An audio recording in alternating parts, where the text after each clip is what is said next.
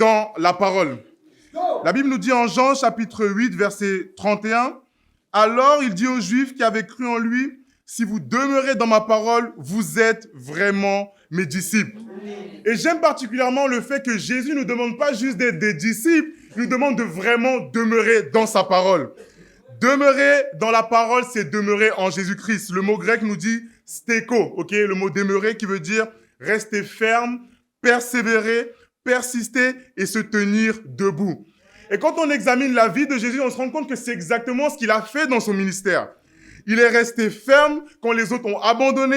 Il a persévéré quand les autres lui ont tourné le dos. Il est resté fidèle jusqu'au point où même ses propres disciples l'ont trahi.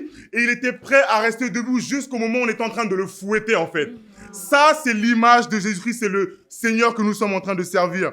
Jésus lui-même, il a fallu qu'il demeure dans la parole de Dieu pour accomplir tout ce qu'il fallait accomplir pour Dieu. Et l'appel pour chacun d'entre nous aujourd'hui, en tant que disciples, en tant que frères et sœurs, en tant qu'Église, c'est de demeurer dans la parole de Dieu pour prendre part à l'identité de Jésus-Christ et à son œuvre également. Et ça passe par le fait d'obéir à la parole de Dieu. Quand on regarde le monde aujourd'hui, les gens préfèrent être effleurés par la parole de Dieu, mais pas demeurer dans la parole de Dieu. Jésus nous appelle aujourd'hui à demeurer intrinsèquement dans la parole de Dieu. Demeurer dans la parole de Dieu, c'est construire sa vie sur des principes qui sont basés sur les Écritures. Donc si tu ne construis pas ta vie sur le rocher qui est Jésus, tu es en train de construire ta vie sur un tas de ruines aujourd'hui. Dieu, il t'appelle à demeurer dans sa parole. Demeurer dans la parole de Dieu, c'est pas une question de sensation, c'est pas une question d'irritation, c'est pas une question de se sentir forcément bien. Demeurer dans ta parole, c'est accepter de faire des choses que tu ne comprends pas. Demeurer dans la parole de Dieu, ça demande de la foi, tout simplement. Demeurer dans la parole de Dieu, c'est utiliser les talents que Dieu a investis dans ta vie pour son royaume et pas seulement pour toi-même. Demeurer dans la parole de Dieu, ça ne suffit pas de mettre God first sur son Instagram. C'est faire Jésus le first love dans sa vie. Et c'est pour les gens qui nous écoutent aussi.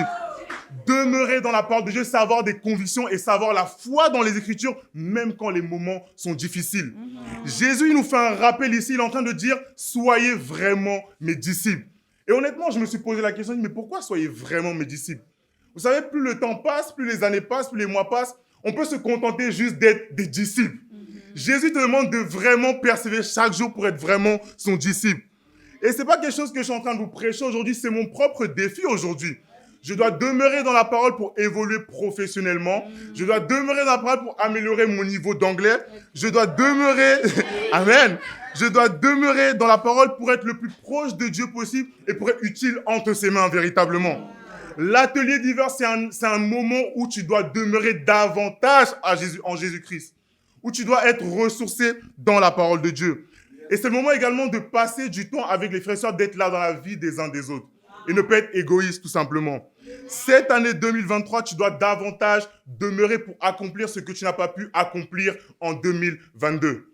Je vous laisse, Naomi. Merci. Alors, bonsoir à tous. Et moi, pour le coup, ce que j'aime vraiment dans cette écriture, c'est que ça dit que si on demeure dans la parole, on est vraiment avec Jésus. Et ce que j'aime beaucoup aussi, c'est que dans une autre version, en HCSB, en anglais, ça dit qu'il faut continuer dans la parole de Dieu. Mais maintenant, en fait, pourquoi continuer? Continuer tout simplement parce que Dieu, il sait à quel point ça peut être difficile de marcher avec lui. Il sait qu'il y a des événements dans notre vie qui peuvent nous couper, qui peuvent nous stopper, en fait, de construire cette relation avec lui. Mais le but, en fait, c'est que nous, on veut vraiment être avec Jésus, donc on veut vraiment, tout simplement, aimer la parole de Dieu, méditer sa parole et tout simplement prendre des notes aussi quand on fait nos moments. On a besoin finalement d'être à l'aise dans cette parole-là. On a besoin de savoir où est-ce qu'on va grâce à la parole de Dieu. Et finalement, en fait, ce qu'on doit comprendre, c'est qu'on est comme ces Juifs, en fait. Dans le passage, ça dit que les Juifs ont cru en lui. Et nous, on croit en lui, donc c'est pour ça, finalement, qu'on doit demeurer dans sa parole. Et ce que j'aime beaucoup, en fait, c'est que finalement, on comprend que demeurer, c'est pas une question de sensation. C'est pas une question de « Ok, je me sens à l'aise, donc je vais demeurer avec Jésus ». Non. Pourquoi on doit demeurer avec Jésus? Simplement parce qu'en fait, on doit être challengé, pardon. On doit simplement comprendre que c'est quelque chose dans lequel on doit juste grandir, en fait. C'est des épreuves. On a besoin d'être fortifié dans les épreuves. Amen. Et du coup, quand on est triste, qu'est-ce qu'on doit faire? On doit demeurer en Jésus. Quand on est dans les doutes, qu'est-ce qu'on doit faire? On doit demeurer en Jésus. Quand on est tout simplement en train de manquer de reconnaissance, quand on est en train de manquer les G-Time, tout ce qui se passe comme ça, on doit vraiment demeurer en Jésus.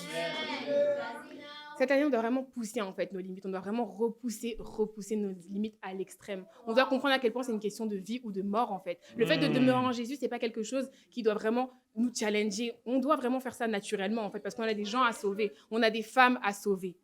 Et en fait, le point, c'est vraiment comprendre que, ok, je comprends que ça peut être dur. Je sais à quel point, en fait, cette année, ça va être compliqué. Mais on doit se reposer en Jésus. On doit comprendre que, ok, notre repos, c'est doit être Jésus. On doit vraiment, tout simplement, comprendre qu'il ne faut pas abandonner.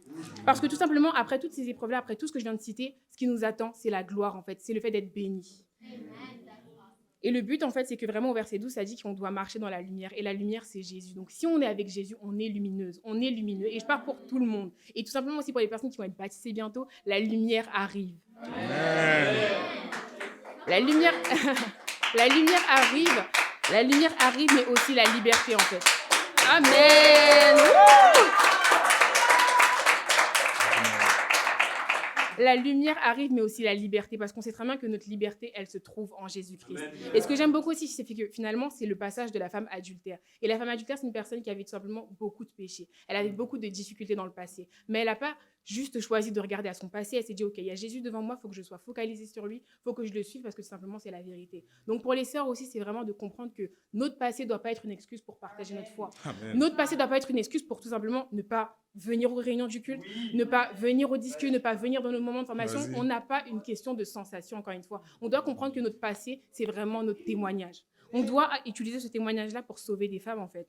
Donc, mon but, il est vraiment juste tout simple. Juste marcher dans la vérité. Suivez Jésus. Et le défi que j'ai pour vous, c'est tout simplement glorifier Dieu dans tes actions. Aimer les gens autour de toi. Apporter cet amour-là. Sois libre dans ton partage de foi. Partage ta foi avec zèle, avec ton témoignage. Et tout simplement, laisse vivre, en fait, le miracle de cette année. Parce qu'encore une fois, comme on dit, c'est l'année des miracles. Mais si on ne demeure pas en Jésus, on ne pourra pas voir tout ça.